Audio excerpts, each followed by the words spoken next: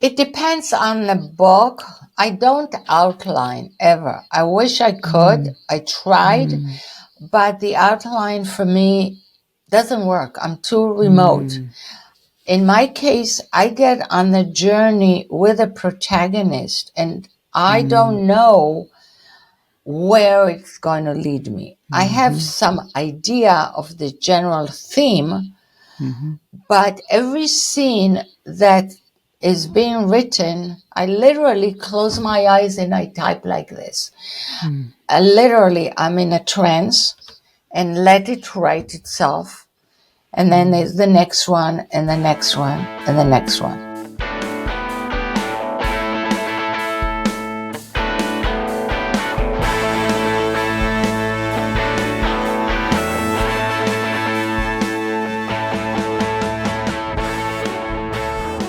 Papaya! Hello all and welcome to another episode of Transform Your Future with me, Eddie Isin, where I sit down with entrepreneurs, thought leaders, and high achievers as they identify areas I can improve on and guide me to further my self-improvement practice.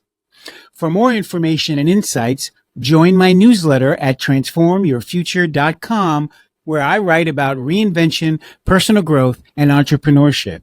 If you like the show, you'll love the content on my site. We want to hear from you. Let us know how we can improve your listening and viewing experience. Suggest upcoming topics or a great guest you know for the show. Please reach out to us through our website, your podcast app, comment, or just text me directly at 813-722-1417. We want to hear from you. Today, we embark on a journey from research to manuscript in the realm of historical fiction writing. If you've ever wondered how authors breathe life into the past, creating stories that both educate and entertain, this episode is for you. We'll be unpacking the meticulous process of historical fiction writing from the initial spark of inspiration to the final polished manuscript. Our special focus today is on the acclaimed author Talia Carner, whose latest novel, The Boy with the Star Tattoo, serves as a prime example of how historical fiction can illuminate forgotten chapters of history while telling a compelling human story. Talia has authored several novels that delve into the complex social issues through richly researched historical context. In The Boy with the Star Tattoo, she explores two intertwined narratives, a daring Israeli naval operation in 1969 and the post-World War II rescue of Jewish orphans across Europe. Talia's approach to blending meticulous research with gripping storytelling is what sets her work apart and provides a masterclass in historical fiction writing and the author business. In this episode, we'll explore the layers of work that go into a novel like Talia's. It all starts with research, deep, immersive, and often painstakingly detailed. For Talia, this meant not only revisiting historical archives, but also traveling to places like Normandy, France, to walk the same streets as her characters. We'll discuss how such thorough research forms the backbone of historical fiction, providing the authenticity that readers crave. Finally, we'll delve into the writing process itself, drafting, revising, and refining a manuscript until it's ready for publication. Talia's experience shows that historical fiction is as much about craftsmanship as it is about storytelling. From finding the right voice to ensuring historical accuracy, every step is crucial in creating a work that captivates and informs. Join us as we explore the intricate process of historical fiction writing with insights from Talia Carner's incredible journey from research to manuscript. Whether you're an aspiring writer or an avid reader, this episode will deepen your appreciation for the art of bringing history to life through fiction. Welcome to Transform Your Future podcast, Talia. How are you today? I'm wonderful. It's a great weather today here in the Hamptons, New York. And I'm delighted to be on your podcast. Yes, absolutely. I'm very excited. We're going to dive in. You as your experience as an author who's released 6 novels, who's just released The Boy and the Star Tattoo. I want to talk all about the story and tell me the backstory, and let's get into it. So what was your motivation? What was your motivation internally to write this book, The Boy with the Star Tattoo? The way this book was written was very similar to all the previous books, and that is something hits me, some very passing comment, maybe a piece of artwork I glimpse, maybe a conversation I overhear on a bus in New York City. And in this case, it was a road sign. And ba-boom, from that point on, the idea gets planted in my head. It starts chasing me. And various clues come in. And very often I discover that the issue involved in that particular book has dwelt in my head for maybe 20 years. And I knew more about it than I'd thought. That I didn't give much thought to it until this begins to ferment and forces me to do nothing else but sit down and write that book. It involves tremendous amount of research, so we can talk about that later. But that is the case with the Boy with the Star Tattoo, where a road sign in Normandy, France, when my husband and I were just traveling there, and we didn't even want to stop there. It's a port city.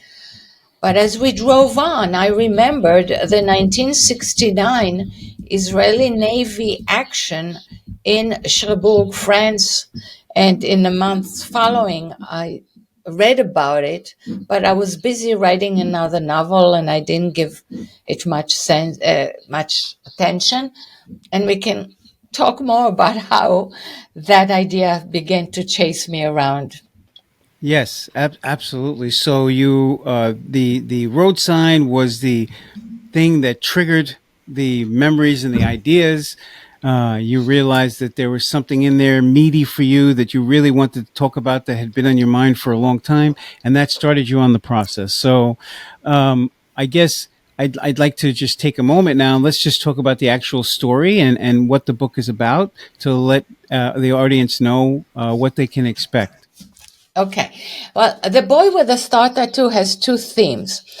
They are very small in the cover. This is the boat, the Israeli boats, which I'm going to talk about. And this is a tattoo at the bottom of the foot of the baby. So obviously they're tiny little things. But those are the two themes. I'll start with the 1969 Israeli naval action. The story goes that Israel had ordered 12 boats to be built in a private shipyard in Cherbourg, France. And in late 1967, de Gaulle announced an arms embargo. And it was on the delivery of the rest of the boats. 5 had been delivered. Number 6 and 7 kind of snuck out. But then as 5 more boats would come out of production in the next year and a half, maybe 16 months, the Israeli Navy started to plan various scenarios. The way it went became an international sensation, and that's what I can mention more about that before, other than under the nose of the French on Christmas night, 1969, the boats took off. The idea was that the French government had pressured Israel to sell the boats for oil exploration for other countries. And finally, in that Christmas time, Israel relented, sold it supposedly to Norway. But when the boats were out and about, they were going to the Gibraltar Strait. And the Gibraltar Strait, so it was sold to Norway, and now it's in the Gibraltar Straits that lead to the Mediterranean, and there's no Norway in the Mediterranean. Turns out it was a ruse of only a mailbox in Norway. Mm. But there's a lot to this story, obviously. Mm-hmm. The international involvement and the can-do approach of the Israeli IDF in Israel, the Navy, Air Force, ground forces, and intelligence are all under one umbrella called the IDF. The second, but I don't write naval warfare. I write social issues, moral dilemmas, human dramas. And what was I doing with all of this information that was coming to me almost passively? I went to Cherbourg again, and this time didn't just pass the road sign, but settled in town to wait to see whether the story would actually come to me, the story that I need to write. And sure enough, the protagonist, a 20-year-old Sharon, former IDF intelligence analyst, came to me as the protagonist, and she led me to the second theme, which is the human drama. And that's where I would say, the important part of the book. And that is the rescuing of Jewish orphans post World War II. Now, this is not a Holocaust book. That part starts in 1946, when teams of Israeli agents roamed the countryside in Europe in search of Jewish orphans. My book focuses only on France because of the two events. I wanted to keep it there, but at this part, it was true for all of Europe. The question is, how do you find a Jewish orphan? Parents left kids with business associates many times. Housekeepers took the kids, all for what they had thought was 2-3 months. Never expected that it would be years, and definitely not that they would never come back. So did an agent knock on the farm door of every farm and say, do you by any chance have a kid here that nobody claimed?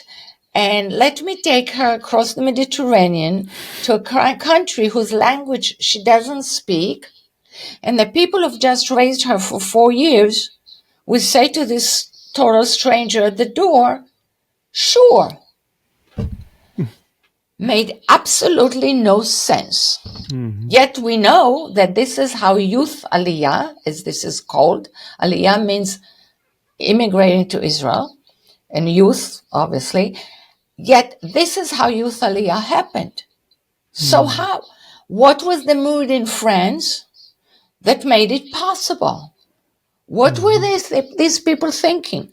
What motivated them to hand those kids to total strangers? And that's what I'm exploring in this book, because it's an incredible phenomenon. I grew up in Israel. I am younger, or was younger when at the time that I knew about it, they were all older than me because they'd been born before the State of Israel. They were now kids, or anywhere between 5 and 18, maybe. They were kids, by the way, that during the war years have matured. If they were teenagers when left, then they matured and maybe disappeared, or they found other ways to join the kind of movement. There were young kids who never knew their names, never remembered their parents anymore. They were too young to remember anything. There were cases of relatives who showed up and wanted to take them, blood relatives, but the kids didn't know them. And if the kids were old enough, like 12, 14, they resisted. And then, of course, there was always the question, in anything I said to you at this moment was an assumption of people raising those strange kids who were dropped into their midst for supposedly a couple of months, and now it's going for years, as if they loved and treated them so well. But from what I know from my previous books and the many research projects that I've done, the children that are not well protected by responsible adults are also extremely exploited, either in for labor or sex. So that was another part that was happening. The labor part was that was a rural society. Kids worked in the farm. They may not have gone to school as regularly, or school where the local school could have been 5 miles away. It wasn't convenient to go back and forth every day. And so there were a lot of neglect along with sometimes love. But the overriding mood, and it took me a year and a half to get the answer. Why would these people give the kids away? And there were two answers. One was money. Simply, there was a woman by the name of Henrietta Salt who had founded originally another organization called Hadassah 35 years prior. And she was a dynamic woman, an American, who raised enormous amount of money. And those agents who came from Israel that had no money were flushed with money to give it to these people and say, may I compensate you for the years that you've been raising the child?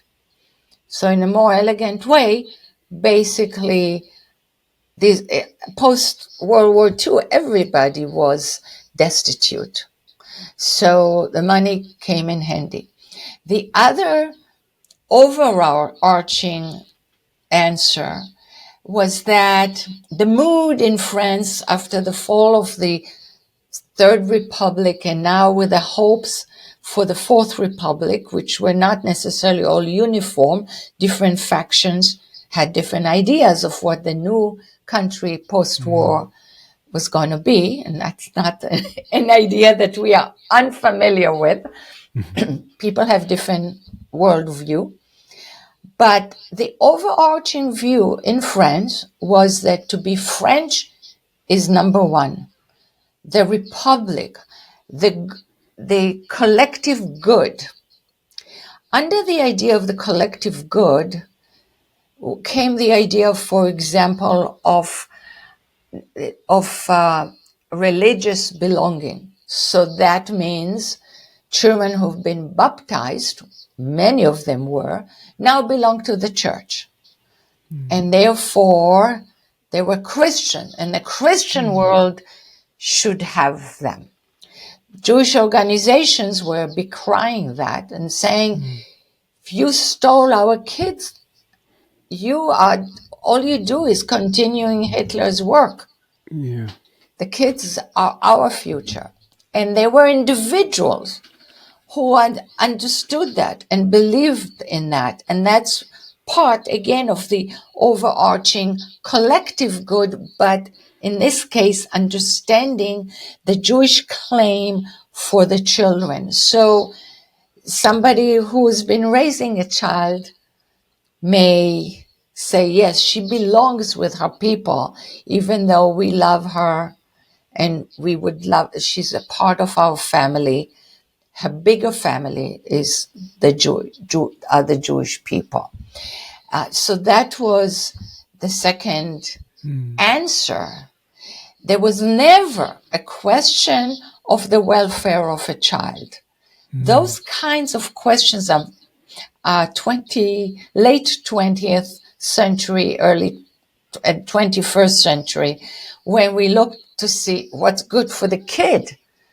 The kids were not part of the equation.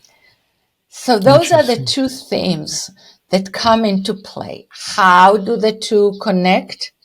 That is the story. And I mentioned Sharon, my 20-year-old protagonist. Her boss was a kid of 4 who had been found in a French village. He doesn't know where, what, anything. But he was brought to Israel with Youth Aliyah, and now he is an Israeli naval officer in Cherbourg. And he is the one who recruits her to work on the project that they have to prepare for the possible escape of the boats, which was a very complicated project.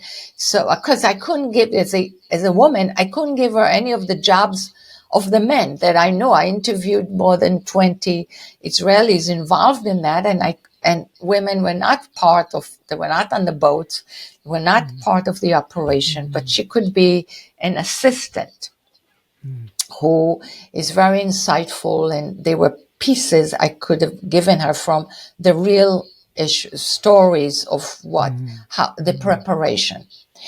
So she is now becomes obsessed with her boss's past because she discovers one day on the beach that he has a star tattoo at the bottom of his foot. And she begins to follow a trail of breadcrumbs along through France to try to figure out somebody knows something about this strange tattoo, which she understood it's when he couldn't be circumcised. But when she discovers the answers, she's shocked and she's not ready for the moral dilemma. And I'm not going to give more of the story, but that is the boy with the star tattoo. And let me tell you something. Nelson DeMille, the author, number one probably in the country, said in the blurb here, historical fiction does not get better than A Boy with a Star Tattoo. I mean, Wonderful. He could have just said it's a great book, but doesn't get better. Thank you, Nelson. Fantastic. Yeah, I love it. And I love the way that you put the narrative together. And, this is a common theme for writers and authors that I identify with, that really oftentimes there's something that you really want to write about, and plot and story is just the thing that you can hang your hat on to take the viewer from A to B in some, good process where they enjoy the story and they feel, elated through the ups and downs. But really underneath it all was this one theme that you really, really want to write about and get people to think about. Right. So that's pretty awesome. That's pretty awesome. Yeah. I must tell you also that the advantage of fiction versus nonfiction is, for me and probably for many authors, is that we completely identify with the protagonist, or if you have two or three, in my case there are 3 point of view characters. So it's sometimes challenging, but you need to follow them, and the stories are different before they come together like braided. The way I write is I crawl under the skin of the protagonist, and I see the world from her eyes, through her eyes, with her ears. I sense the weather on my skin, but mostly I bring in the emotions. And it's very much like a dream where everything feels very real. And that is why I think fiction works, because not only the author identifies and goes on a journey with the protagonist, but the reader is completely captivated in that process and in that journey. And I have a challenge, which is, again, correct for any book, and that is, let's say a reader reads my book at night. She puts it down next to her bed, or if it's a Kindle, puts it down at any point, and it can be several over the length of a book. In the morning, she doesn't have time to pick it up. It's a full day at the office. The boss is yelling, the Zooming, the kids. She gets a call from the school nurse. The kid opened his chin. She has to run to the emergency room. A variety of things. And all she thinks about is, oh my God, I can't wait to get back home and everything is quiet and I have to pick up the book. That point of tension is something that I have to have anywhere in a book because I don't know where, at what point, what page, in what paragraph a reader puts it down. So at any point, there should be a hook, and I call it the moral dilemma. So that the reader is involved. And it could be this character, that character. Small one, minor one, a big one. No characters just shows up to show their face. And in that respect, you can compare it maybe for a piece of theater on stage. Every character has a role. You don't have superficial characters running around unless you need some background audience, but every speaking character has a role, and their role has to be important.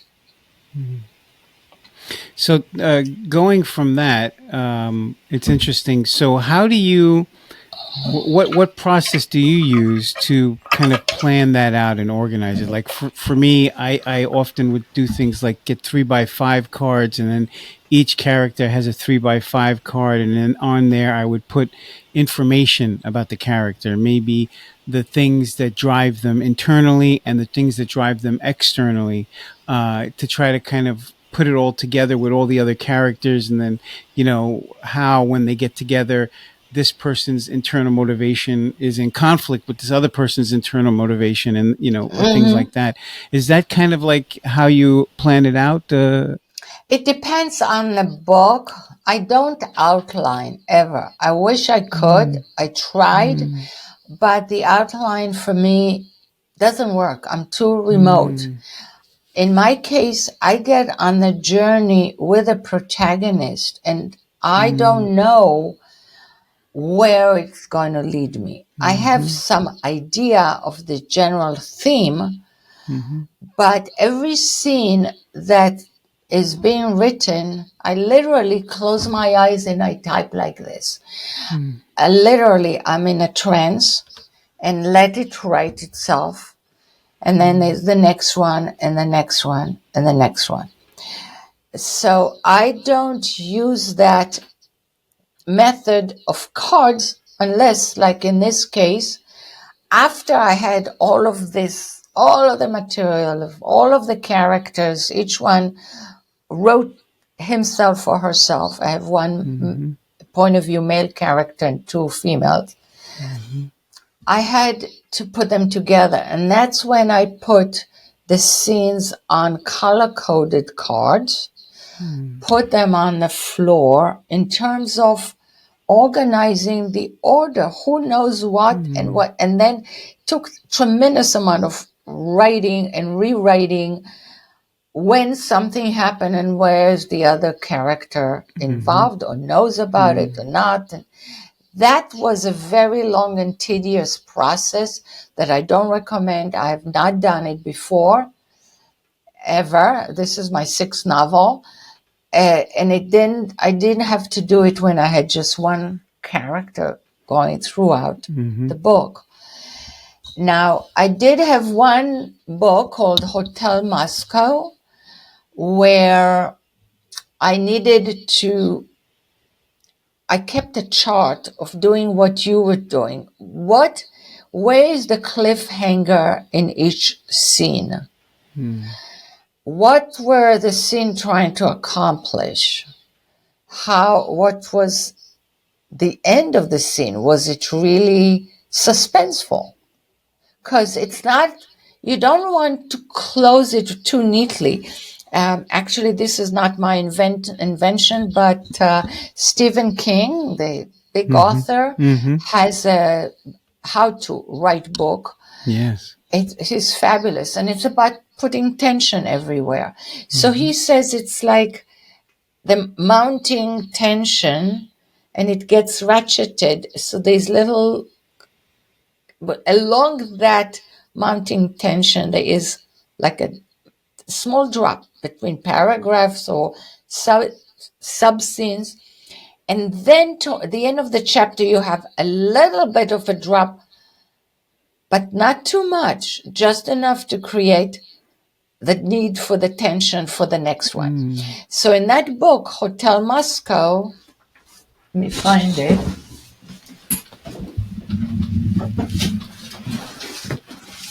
I use that. Okay, in Hotel Moscow, I use that chart because I wanted to make sure that it did that. My others just were straight line. Interesting. Without,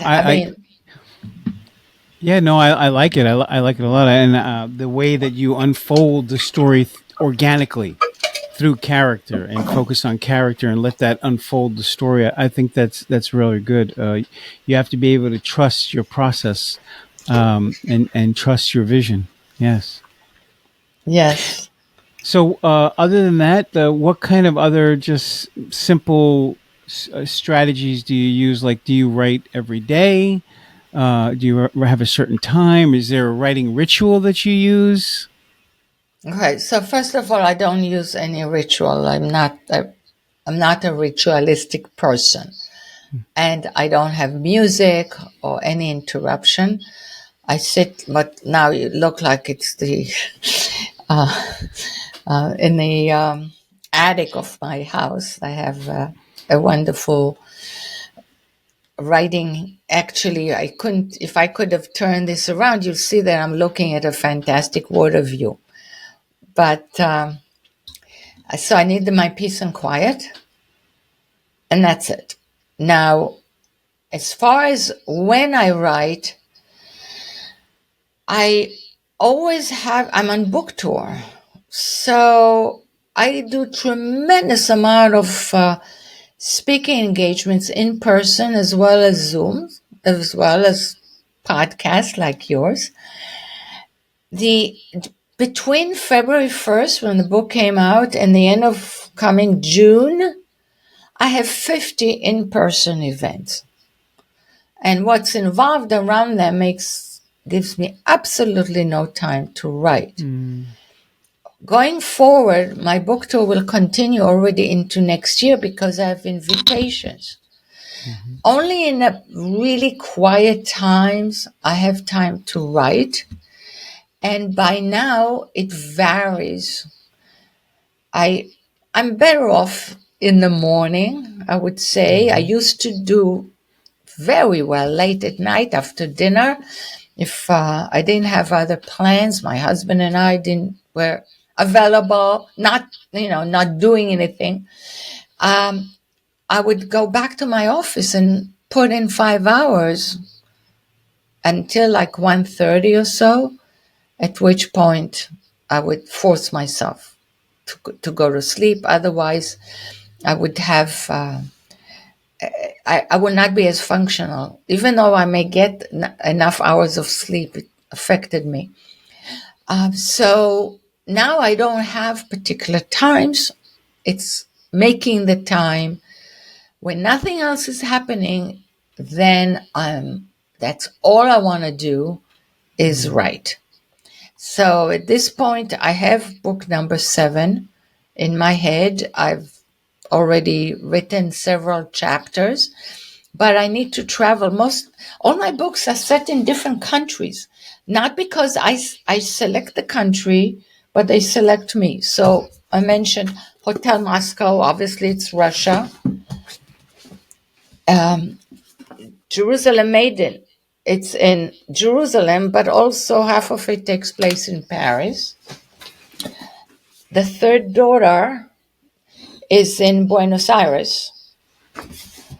And The Boy with a Starter too. Obviously, it's in North France. It's has some Paris in it. There's more. China Doll.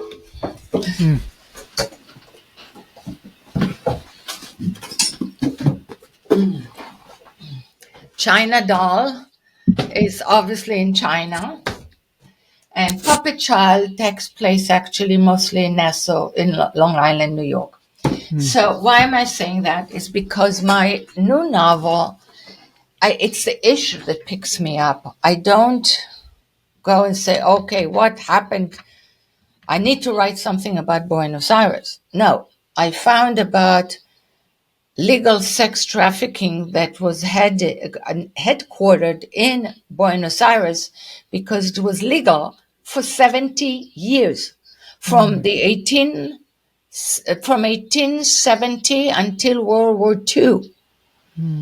It was legal, and it was legal to enslave the women in a country that didn't have slavery. So that's how the story ended up being in Buenos Aires, not because I was looking for something that happened in Buenos Aires. It's something, the subject of sex trafficking, that was an amazing story that I wanted to tell. And that brings me to my new one, which takes place in a country I never wanted to visit. Actually, I had avoided.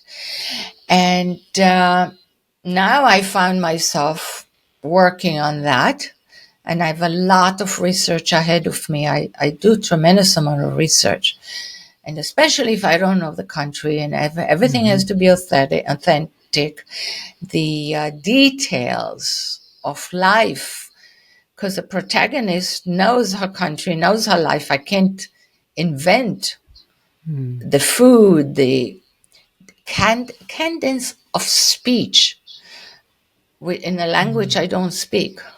So there's a lot of work ahead of me to produce that book. That's excellent. Yes, we have a great commitment to your craft, and you have a definite process that brings it all alive, that you're refining constantly, each book, refining it, making it a little bit better, a little bit better. That's awesome. That's really awesome. Yeah. So when you talk about publicity and whatnot, oh, and by the way, so was the book, who published the book? Did you have a publisher? HarperCollins. HarperCollins, okay. HarperCollins is my publisher, yes. And So that makes it's wonderful in terms of distribution, because it's everywhere. And even if and any English language countries can get it, because it's HarperCollins. You don't need, yes, sometimes if it's a big book on UK, they may be printing it in the UK, but otherwise it's available. That's what I'm saying. South Africa and India and so on. And so your publicity tours and what you're doing, the speaking engagements, going to different countries to speak on the issues. No, not different countries, not even too many parts of this country. I get so many invitations locally to large groups. So I try, let's say in winter, I live in South Florida. So I have a lot of organizations that are set there. Yeah. And I'm talking between 75 to 500 attendees. I'm not talking a bookstore where two people may show up. I'm talking about ticketed events. People have to buy, let's say it's a luncheon. They know months in advance that Talia Carner is coming. They read my book, or they buy it, or they plan to, or they have read my previous ones. So there's it's a ticketed event. You know how many are coming. And that's a wonderful way to do it. It's not easy for a lot of authors, but I built that market. I built it from my first book to be invited to do public speaking. I never, ever read from my book. You read from your book, you're not going to be keynoting a lunch. You have to tell a compelling story as a keynote speaker that motivates and enchants and thrills the audience. So that's what I've developed for myself. Now, HarperCollins supports me, but in my case, Talia does all of this. So And you can have your audience now look at my website. Are you going to put my name there? Yes, yes, I'll It's drop that. www.taliacarner, my name.com. And you can see what my upcoming book tour is listed. That's great. So, just since you took me there, because I mean, that was one of the things in my thought process I was thinking about. So, you're out there keynoting with these speeches. What kind of work do you put in to develop those speeches? I'm always curious. I talk to some people who they they just kind of like go off the cuff. They have an idea of what they're already going to talk about, the themes and ideas, and obviously it's their life and their pursuit, that they've spent all their time on. So they just kind of speak from the heart, so to speak, of with something focused on some theme. Some people actually write it out and develop it and practice it and deliver it to some people to get feedback. I mean, they have a very intensive process that they might use. I'm just curious about what's your process when you're doing this. So, which one of those two groups you just outlined to me? Which one do you think gets invited again? Well, I think probably the person who's much more thoughtful about what they're going to say, how they're going to say it, and the ups and downs of that speech to take people in the audience through, feeling like, wow, that was great. I really enjoyed that, right? That they had some ups and downs in there, emotional Exactly. and So, logical. I've heard authors talk either nonsense or give out the entire story of the book, especially when those who write memoirs or self help, they give the whole thing. You don't need to read the book. Mm. The important part is I had spent 10 years at Toastmasters. Mm. Toastmasters is an international organization with chapters everywhere. And now, Mm-hmm. since COVID, they have also viral online Zooming. But you join a specific group and you create your community in which you learn. And it's a very specific way to learn how to deliver public speaking. As you may notice now in all of this interview, you never heard me say, you never send me, like, okay? They immediately beat that out of you.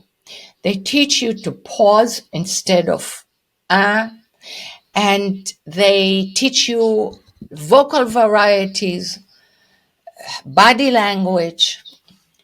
You learn to practice in an environment with your colleagues, the friends that you make in that it's a very specific, the program is at the hour, how the hour is divided by this kind of talk and this kind of speech and this kind of training.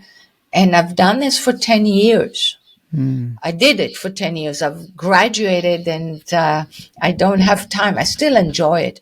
And what's also wonderful, if you come out of Toastmasters or while you're there, whenever you go to any town, any city, if you have nothing to do and you contact your local Toastmasters club and you may say, do you happen to have a meeting? You look on the internet, you can see, I'd like to come as a guest. You come in a guest and you're right there in the program because they have the same program where you have. So I go to Paris and I made new friends there because I fall into any of their clubs.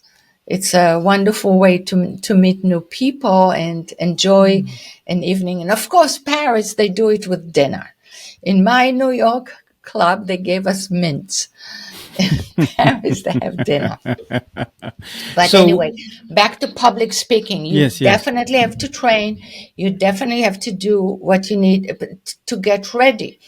This year, I heard an author, a novice, who wrote something like a memoir, and she read the whole thing. It was so bad. She could have handed a printout. First of all, it's about her life. She knows her life. Why does she need? You can have maybe make a list of points that just to remind you what's the next paragraph subject, she was really the worst I've heard in a very long time. Because reading your speech is the worst thing you can ever do. The audience feels cheated. That's And great. your eyes are not on the audience. You don't catch their eyes. You Yeah. don't talk to them. Yeah. Yeah. Absolutely. Absolutely. Yeah. I love it. I love it. So you definitely plan it out. You organize it. You practice it. You make it to be the best that you can do. Yes. And eventually, with each book, the topic I speak about becomes kind of, I repeat the same speech, more or less. There are some nuances that I may change based upon the audience. Yes. For example, I mentioned to you Henrietta Sold, who had founded another organization. That another organization was called Hadassah, which is a Jewish women's organization. So if I speak to Hadassah group, I may talk much more about this fantastic woman than I would to a historical society, people who are focusing on the French part of the history of the story. So there is an adjustment. Yes. Yes.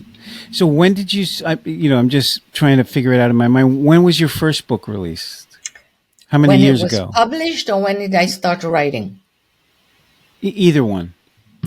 How Okay, long ago I was started that? writing on November 3rd, 1993 at 2:48 p.m. Okay. Okay.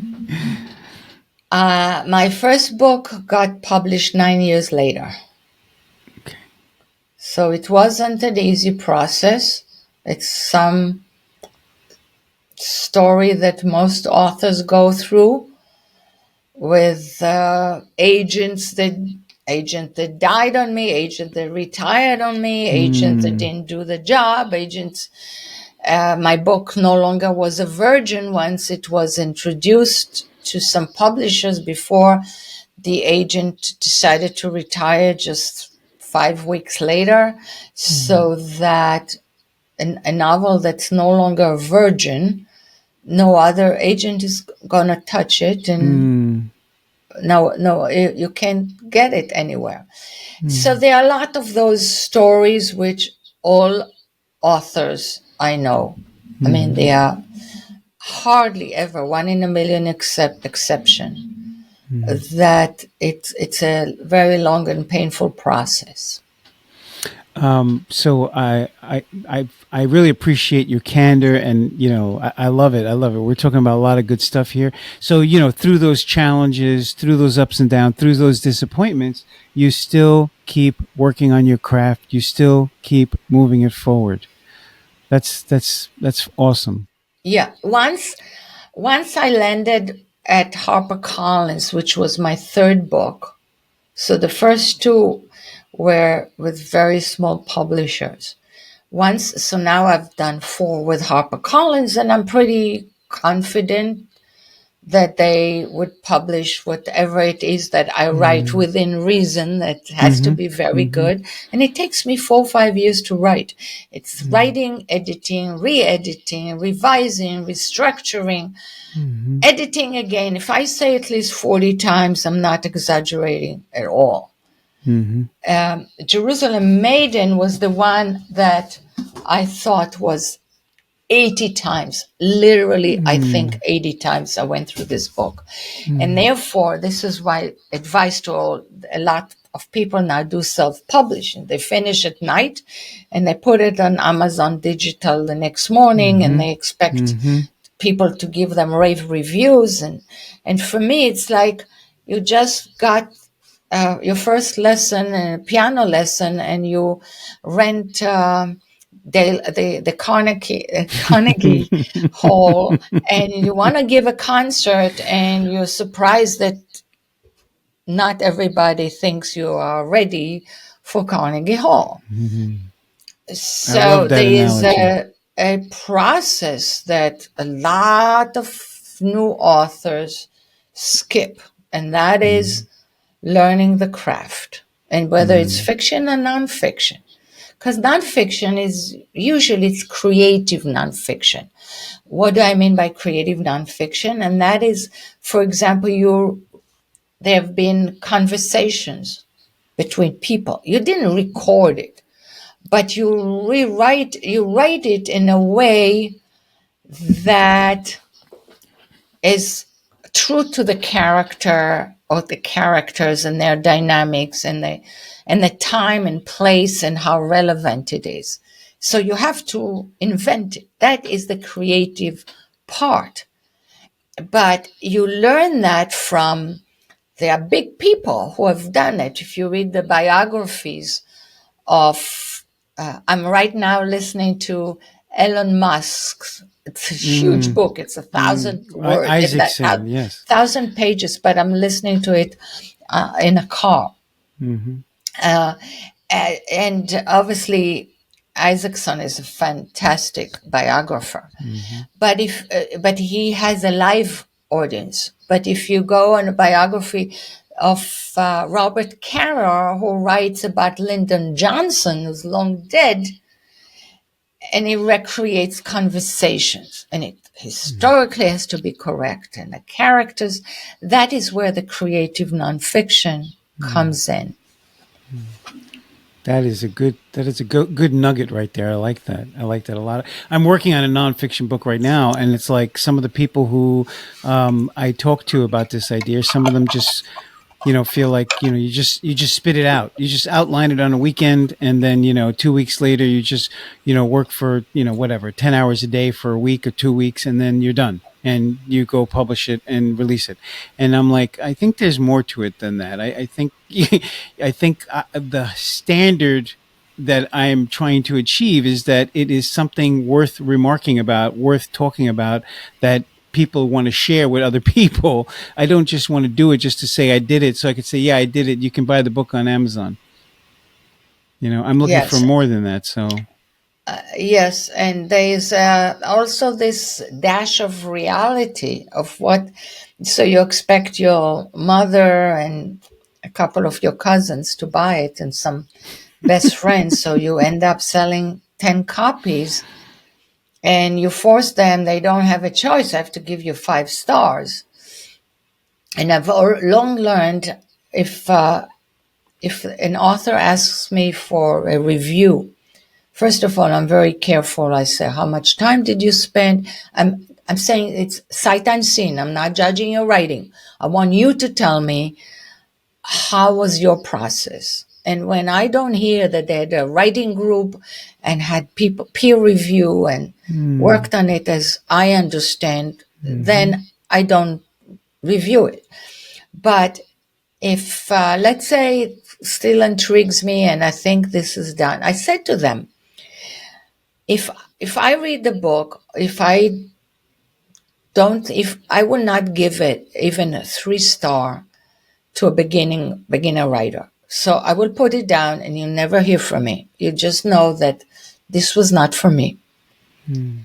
But if I think that it's a 4-star, don't come back to me and tell me I ruined your chances in the world, because they expect that either I give him 5-star or nothing. Well, I may give you 4 stars. And if you don't like that, then don't ask me to read your book.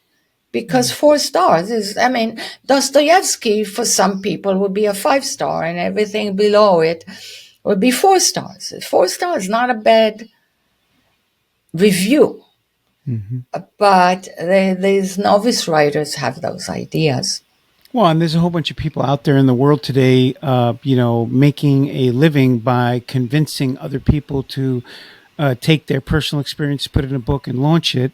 And so they have a lot of ideas that they talk about often that really are based upon, ego in a way. Like they trigger the other person's ego. You're going to be a star. You're going to have a book. You're going to go out there. You can talk about it.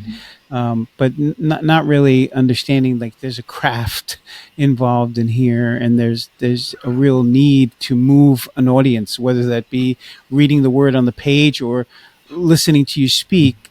This is the goal: is we want to impact people's lives. Yes, Yeah. absolutely. You're right. Yeah. We spent a lot of time talking, and I've loved our time together. I appreciate you so much. I'm grateful for you. I'm going to talk to you some more. We're going to communicate. I'll keep communicating with you, and Thank you. maybe we could just have you back on again, because I could see that we could talk for hours. Well, thank you very much. It's you're a wonderful interviewer. Thank you, dear. You got me to talk a lot, so Yes, that means that you're the one has the talent here. Thank you so much. For more information and monthly topics of interest, please go to transformyourfuture.com and join the newsletter.